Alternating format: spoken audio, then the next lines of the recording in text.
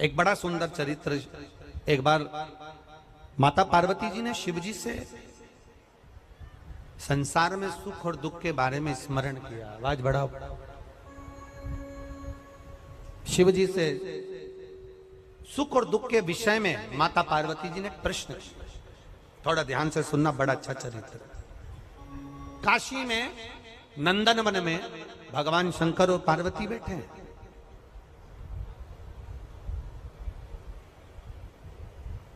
और नंदन वन में जब माता पार्वती और शिव जी बैठे थे तो पार्वती जी ने शिव जी से एक प्रश्न करा कि जीवन में सुख और दुख कितने विचित्र हैं, ये क्यों आते हैं? सुख मिला तो क्यों मिला और दुख मिला तो क्यों मिला? ये माता पार्वती जी ने शिव जी से प्रश्न किया। शंकर भगवान ने बड़े भाव से इस सुख दुख के चरित्र का वर्णन किया। शिव जी कहते हैं, सुनो पार्वती, मैं तुम्हें एक चरित्र सुनाता हूं।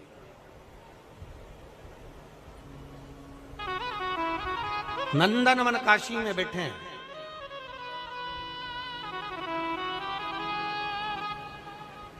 और नंदन वन काशी में बैठकर भगवान शंकर पार्वती जी से कर मैं तुम्हें एक चरित्र सुनाता हूं। एक सेठ जी, करोड़पति, धनपति, अरबपति, बहुत पैसा है। दुनिया का सारा ठाठ सेठ जी के पास में था। दुनिया का सारा वैभव सेठ जी के पास में था। करोड़ों का धन सेठ जी के पास में, गाड़ी बंगला सब कुछ, सब दिया परमात्मा ने, बहुत दिया। पर सेठ जी कंजूस थे और उन्होंने अपनी जिंदगी में आज तक एक चवन्नी का दान नहीं किया। कभी किसी को एक गिलास पानी नहीं पिलाया। रिश्तेदार भी अगर आ जाएं तो वो पानी ना पिलाए, भोजन ना कराए, तो रिश्तेदारों ने आना भी बंद कर दिया। कोई नहीं आता, कभी दान नहीं करा। और उसके यहाँ का नियम था, सेठ जी के 3 बेटे, सेठ जी के तीनों बेटों में से 2 बेटों की शादी हो गई, एक बेटा कुंवारा था, सबसे छोटा वाला। छोटे बेटे की शादी होना थी। सेठ जी ने संबंध देखा और बच्चे का विवाह करा। छोटी बहू घर के अंदर आ गई। छोटी बहू आई तो घर की जो जेठानियां थी, दोनों जेठानियों ने छोटी बहू को अपने कमरे में बिठाया और बिठाकर समझाया, सुनो,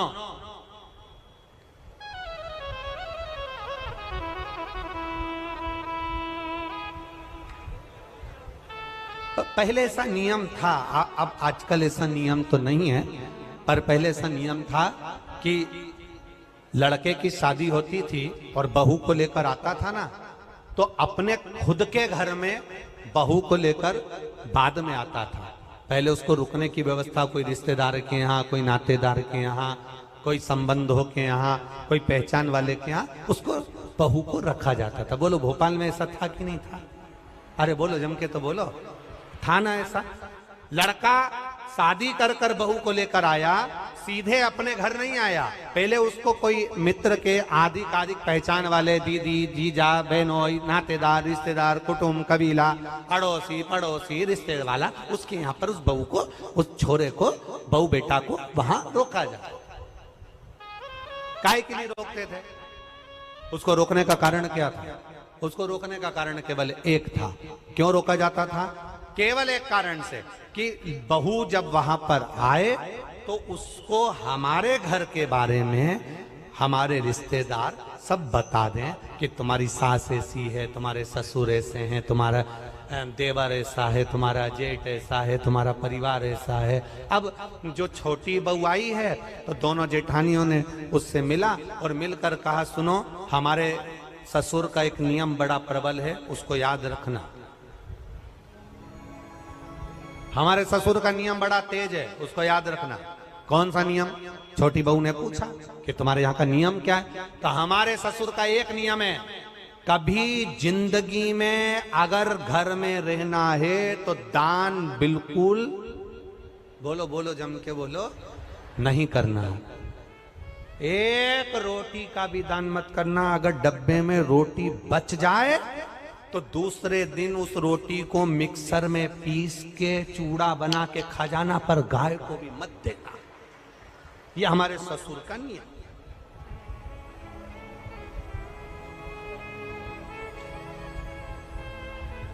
मेरा विश्वास कहता है अपने भोपाल की तो ऐसी बहू नहीं होगी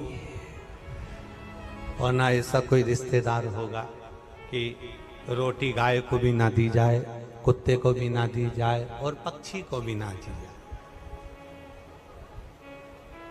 एक विश्वास कहता है मेरा,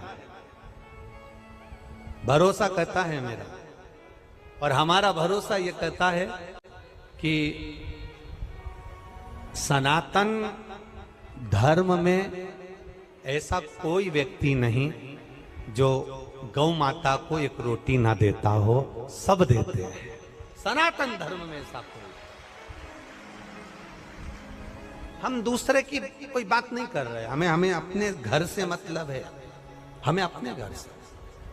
कई लोग आपको मिलेंगे, कई लोग आपको कहने आएंगे, वो दूसरे की बात करेंगे कि उन्होंने ऐसा कर दिया, उन्होंने वैसा कर दिया। हमें दूसरे धर्म से कोई मतलब, हम अपना घर देखें ना पहले। आज के समय में लोग अपना घर देख नहीं रहे, अपना सनातन धर्म देख नहीं रहे और दूसरे धर्म से मतलब रखे तो क्या मतलब उसका।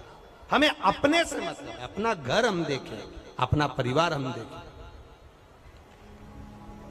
कहा हमारे यहां का नियम है, एक रोटी भी गाय को ना जाए, एक रोटी भी कुत्ते को ना जाए, जरा सा भी दान नहीं करोगे। छोटी बहू से कहा नियम याद रखना। छोटी बहू ने मन में सोचा मेरे पिताजी तो हमेशा कहते थे कि दान करो, धर्म करो, साथ जाएगा। दान करोगे साथ जाएगा, रोटी खिलाओगे साथ जाएगा, किसी को पानी पिलाओगे साथ जाएगा। ये बाकी का तो सब यहीं छूट जाएगा। बाकी का जो तुमने दान धर्म पुण्य करा, कथा सुनी, स्मरण करा, कीर्तन करा, मंत्र जाप करा, दान दिया, यही तो साथ जाएगा। अब इस छोटी बहू के पिताजी ने ये समझाया था और ससुर जी कह रहे कि एक अन्न का दान नहीं होना चाहिए, 1 रुपया दान नहीं होना चाहिए। बड़ी बड़ी दुखी। ठीक है, जाई विधि राखे राम, वो जम के बोला करो जरा, ताई विधि रही। हम तुमसे बार बार इसलिए बुलवाते हैं कि तुम्हारे पास में कोई बैठी हो और वो कर रही हो तो तुम उसके पास में बैठकर कम से कम बोल तो दो। जैसे ही बोलोगी वो भी जाग जाएगी, थोड़ी बहुत तो उठ ही जाएगी।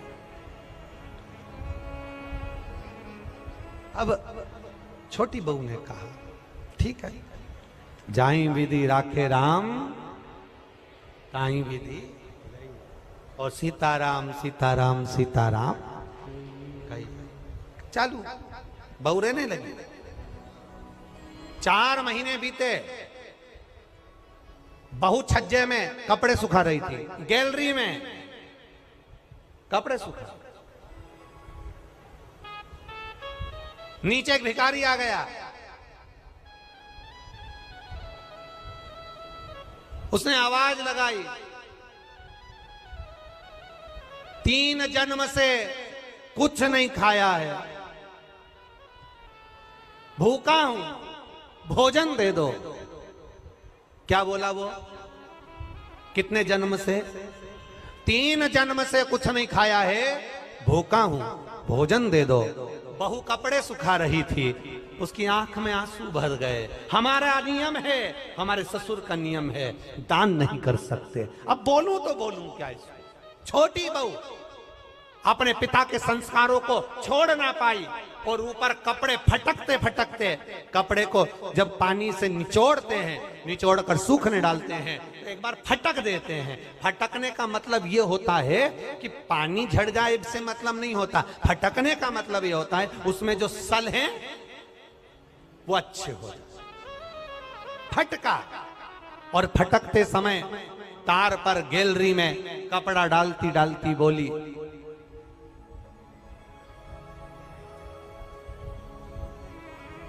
बासी खाना खा रहे हैं, कल हमारा उपास है। क्या बोली? आप भी बोलो, जम के बोलो। बासी खाना खा रहे हैं, कल हमारा उपास है। इतना भिखारी ने सुना और भिखारी चले गया। अब भिखारी तो चले गया, पर नीचे जो कुर्सी डाल के अखबार पढ़ रहा था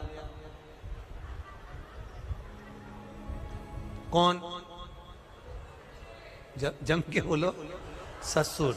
बस उसने सुन लिया। अच्छा हुआ तुमने ससुर बोला हो, नहीं तो एक जगह कथा कर रहे थे, उन्होंने कह दिया एक भिखारी तो चले गया, पर नीचे जो कुर्सी डाल के अखबार पढ़ रहा था, तो लोगों ने कह दिया वो भी। भोपाल के लोग, एक बात तो है, इस मामले में समझदार बहुत है। जबरदस्ती लोग भोपाली लोगों का, भोपाल के लोगों के कह देते हैं साहब माँ तो इतनी गाली बकते हैं, माँ तो ये साड़ा तेड़ा बोलते हैं, साहब माँ तो बात बात में अपशब्द कह देते हैं। हमने देखा, अभी हमको भी यहाँ पर 3 दिन हो गए, सब अच्छे से ही बोल रहे हैं, सब अच्छे से। एक भी ऐसा नहीं मिला जो गड़बड़ बोला, एक भी। बड़े भाव, वो तो दुनिया के लोग हैं, कहते रहेंगे, अपन तो अपना भजन करो। भिखारी चले गया, कुर्सी डालकर अखबार पढ़ रहा था। कौन? ससुर। और अखबार पढ़ते पढ़ते उसके कानों में शब्द गया कि बहू ने कहा बासी खाना खा रहे हैं, कल हमारा उपास है। भिखारी तो गया, ससुर को क्रोध आ गया और ससुर को गुस्सा आया। बताओ, कल की आई बहू 4 महीने नहीं हुए, इसको कौन सा बासी खाना खाने को दे दिया और कौन सा इससे उपास करवा दिया? इतना अच्छा खाना मिल रहा है, रोज ताजा खाना खा रही है, अच्छे से रह रही है, इसका पति कमा रहा है और हम उपास करा रहे हैं। ससुर को क्रोध आया, उसने दोनों बहुओं को बुलाया। बड़ी बहुओं को बुलाकर कहा अब इस बहू को मैं अपने घर में नहीं रख सकता, क्योंकि इसने मेरी बदनामी कर दी एक भिखारी के सामने। मेरी बदनामी कर दी है भिखारी के सामने।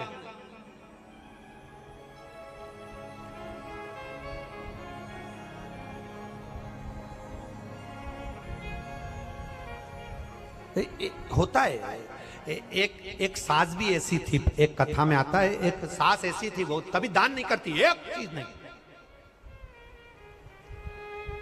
कुछ नहीं दान करे।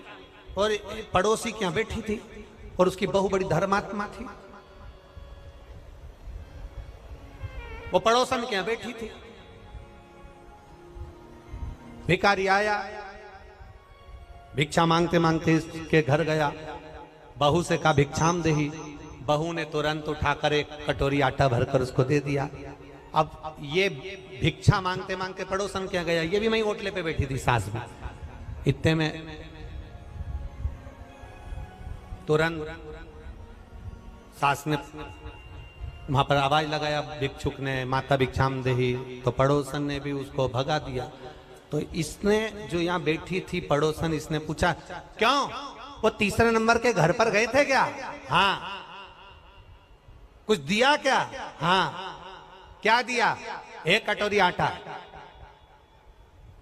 इसमें इतने में भिखारी का हाथ पकड़कर बुढ़िया लेकर अपने घर गई और बहू को बुलाया। बहू, ए बहू। बहू आई। क्या है मां? तूने भिखारी को 1 कटोरी आटा दिया? हाँ। किससे पूछ के दिया? किसी से नहीं, अपना घर है, दान करना चाहिए। इतने में सास को गुस्सा आया और भिखारी से कहा, भिक्षुक से कहा तुमने मेरे घर से आटा लिया? हाँ। वापिस दो।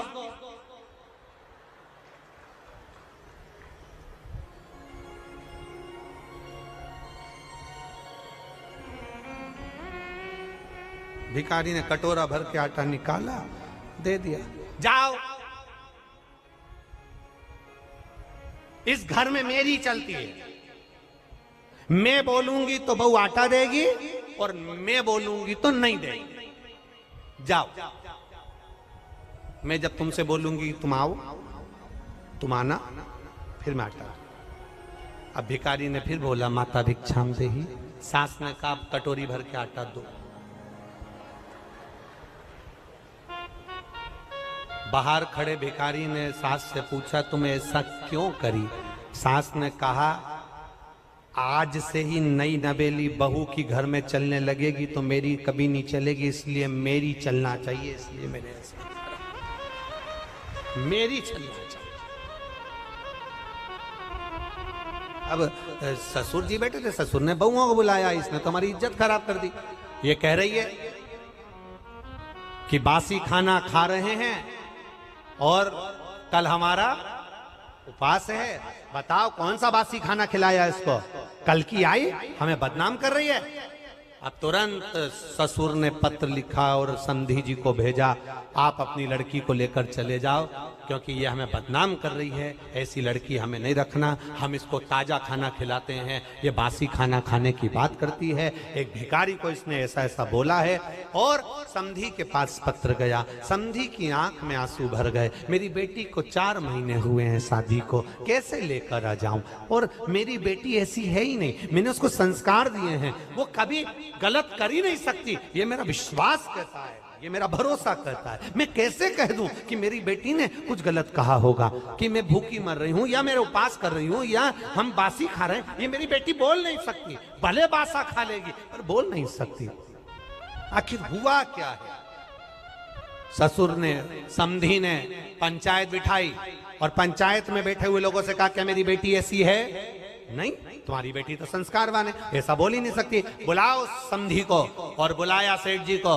बोलो सेठ जी क्या बात है? सेठ जी ने कहा, ये खड़ी लड़की, ये खड़ी मेरी छोटी बहू, इसने भिखारी से कहा हम बासी खाना खा रहे हैं और कल हमारा उपवास है। पूछो नहीं बोला क्या इसने? रोज ताजा खाती है, चाय बनाकर पीती है, दूध पीती है, गरम गरम भोजन करती है, फिर इसने कैसे कह दिया कि बासी खाना खा रहे हैं और कल हमारा उपवास है? इतने में पंचायत ने बेटी से पूछा, बेटी बता कि बासी खाना खा रहे हैं, कल हमारा उपवास है, तूने भिखारी से ऐसा क्यों कह दिया? बेटी कहती है, मेरे पापा कहते थे ये जो मकान दिख रहा है, जो ये दुकान दिख रही है, जो ये गाड़ी दिख रही है, ये हमने पूर्व में करा होगा, बासी है, पुराना करा था तो आज मिल गया, और अगर आज नहीं करेंगे तो कल भूखे मरना पड़ेगा, इसलिए उपवास करना पड़ेगा। ये बासी है, 50 लाख की गाड़ी में घूम रहे हो, समझ लेना पूर्व का हमारा पुण्य है। अच्छा भोजन कर रहे हो, समझ लेना पूर्व का हमारा पुण्य है। खूब धन है तुम्हारे पास में, समझ लेना पूर्व का हमारा पुण्य है। आज अपना राशि ठाठ है, ये पूर्व का पुण्य है। हमने पूर्व में कुछ अच्छा करा होगा, बासी खाना खा रहे हैं, पूर्व का करा था, आज हमें सुख मिल रहा है। और अगर आज हम दोनों हाथों से नहीं करेंगे तो कल 3 बत्ती चौराहे पर कटोरा लेकर भीख मांगते हुए भूखे मिलेंगे। पूर्व का कर्म है हमारा। आपको लोग सलाम ठोक रहे हैं, आपको लोग नमन कर रहे हैं, आपको लोग प्रणाम कर रहे हैं, आपको लोग दंडवत कर रहे हैं, आपको लोग नमन कर रहे हैं, आपकी लोग बात सुन रहे हैं, आपका जय जयकार हो रहा है, आप गाड़ी में घूम रहे हैं, 4-4 बंगले आपके पास में हैं, खूब अच्छा मकान, खूब अच्छी पत्नी, बच्चे, परिवार, कुटुंब, कबीला सब अच्छा मिला है। समझ लेना उस परमात्मा की कृपा है। दोनों हाथों से पुराने समय में करा था, इसलिए आज मिल गया। आज दोनों हाथों से करते हुए चलना तो अगला जन्म जब मिले तो भगवान फिर टूटमान होकर देता चले, इसलिए दोनों हाथों से लुटाते चले। आज बासी खाना, बोलो बोलो जम के खा रहे हैं। पति अच्छा मिला है, समझ लेना, अच्छा परिवार मिला है, समझ लेना, अच्छा घर मिला है, समझ लेना, सुनने को कथा मिल रही है, समझ लेना पूर्व में कुछ